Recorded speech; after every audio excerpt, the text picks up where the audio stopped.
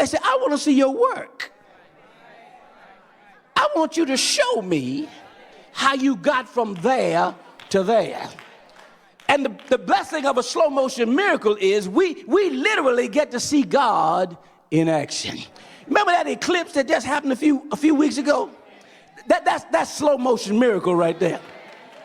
God is so bad that he can predict 100 years what he about to do.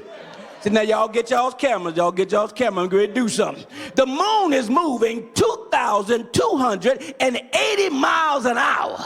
And it passes in front of the sun. And God said, well, get ready. And you can stand there and watch the sun disappear. And then when it got fully in front of the sun, it posed.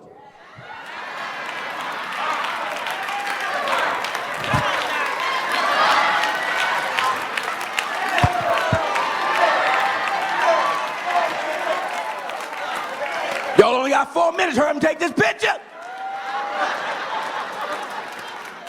And then it kept going on this way. And you just said that, and you said, look at God.